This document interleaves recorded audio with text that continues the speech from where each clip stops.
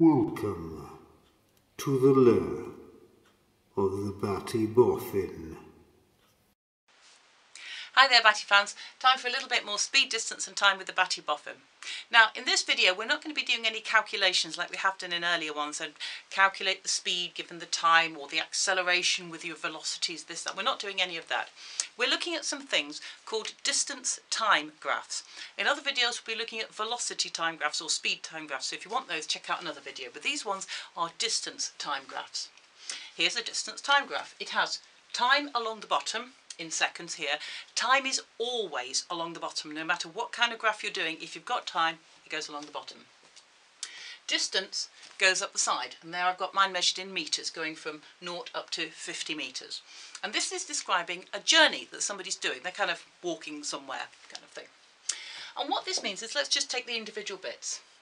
Right down at the bottom, you are no distance at no time, which is pretty reasonable. When you haven't set off, you haven't gone anywhere.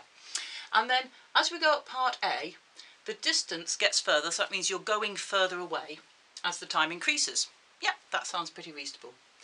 In the section B here, time is continuing to move along, but your distance stays at 20 metres. Okay, so you're not actually going anywhere there. Time is still moving, but you're not. Your position has stayed the same. On section C, we have a curve. It's going from a pretty flat line to quite a steep line.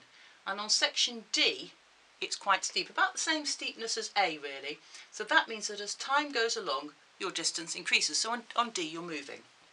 On section E, it's flattening out again. I'm not actually going to tell you what's happening there because I'm going to ask you in a minute. But on section E, it's flattening out. On section F, it is level. So it stays at 50 metres for all of that kind of, I don't know, bit more than a 10-second gap. And then between here and here on section G, it's going from 50 metres away back to no metres away. So that means you're coming home again, yes? Here you're 50 metres away from home, and here you're 0 metres from home. So this bit is returning home. So that kind of direction means going away. This direction means coming back, and it's really quite a steep line. So what I'd like you to do is to pause the video and then tell me the story of what's happening here. I want to know things like going fast, going slowly, increasing your speed, which is accelerating, decreasing your speed, which is either a negative acceleration or a deceleration. You can use either word on there.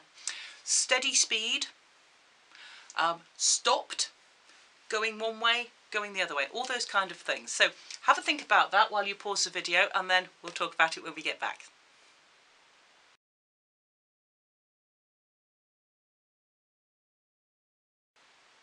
Right, here's my version of the story. You start off at home and you walk quite quickly, maybe towards the shops. You're going to buy some sweets or something, so you walk quite quickly towards the shops. 20 metres, you meet a friendly cat. So you stand still for a little bit while you're stroking the cat. Then you start slowly walking, and then you get faster and faster until you're up to your normal speed. So this is an acceleration phase. That bit, by the way, you kind of start off at your speed, so you kind of shot out of the door from a cannon or something like that. But here we start off at pretty much 0 and accelerate as it curves upwards from a slow speed to a fast speed, till at D you're going at a steady speed quite quickly.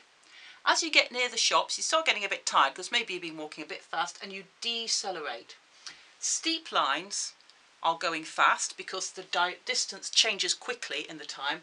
Flat lines mean going slowly because your distance is not changing much in your time. So that's quite a fast one there. This is getting slower. As the line gets flatter, you're getting slower until you get to the shop at 0 speed. You then stay at the shop, which obviously is 50 metres away. When you finish the shop, you can't wait to get home and start stuffing your face, so you run all the way home at a steady speed, which is really quite a steep one, until you reach home, collapse exhausted in the living room and stuff your face with all the sweets. Or something like that. Right, what's going to happen now is I'm going to wipe down the board and I'm going to give you a story to write, and you're going to draw the graph of it. So I'll see you in a minute. Right, here's your story. Don't worry too much about the units on there. I've changed that into the distance in metres up to 500 metres, and I've changed the times in minutes along here. Some of the story gives you some minutes on them, but don't worry too much about the distance. Just make sure you kind of, you go up and you come down again. I haven't given you anything, so we'll do that in another video. Here, you're going on a bike ride. You start off at home, okay, so time 0, we're going to be down there. You're going to ride fast for 20 minutes. Remember, a fast means a steep slope, so you want quite a steep upward slope for this bit, for 20 minutes. So your line needs to go from here to the 20, so make sure that it finishes at the 20. Then you slow down gradually, so you don't do an instant slow down, you just gradually slow down, so that at 30 minutes you're going about half the speed. Okay, so you want a line that's about half the slopiness that it was before. At that point you get a puncture, and that leaves you stationary for 20 minutes. Okay, after that you cycle home at a kind of medium speed. But when you get very near the end of home, you can smell dinner burning. Or maybe it's dinner cooking, I don't know. But something that makes you want to go home really, really fast. So right at the very end, you accelerate till you're pelting home at a really fast speed, and you probably kind of crash in through the front door and end up in a large pile in the hall or something like that. Okay, so pause the video and sketch a graph of that, please.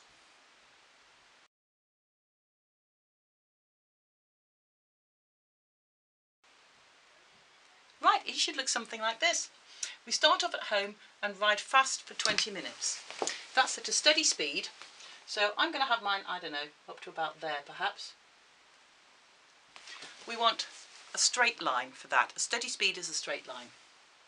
After this we slow down gradually. Okay, that's a deceleration. So instead of going from a steep curve, we want to go to a flatter curve gradually. So we'll have a curve there. At 30 minutes you're going about half the speed. So 30 minutes is about here, so about like that, a curvy bit. Then you get a puncture for 20 minutes. So 20 minutes takes us up to 50 minutes, so that means our distance is not going to change. So there's our flat bit. And then you cycle home at a medium speed, so not as fast as that. So I'm going to have it kind of coming down like that until I get near home, and then I accelerate. So I'm going to have a much steeper one there, and that's pretty darn fast getting home there.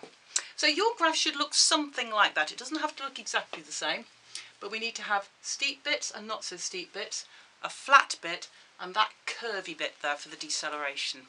Okay, now in the next video we're going to be looking at distance time graphs, but we're actually going to do some sums with it, because from this you can work out the speeds. The slope of the graph indicates the speed that you're doing. We're going to do that in the next video, so I'll see you then, Batty fans.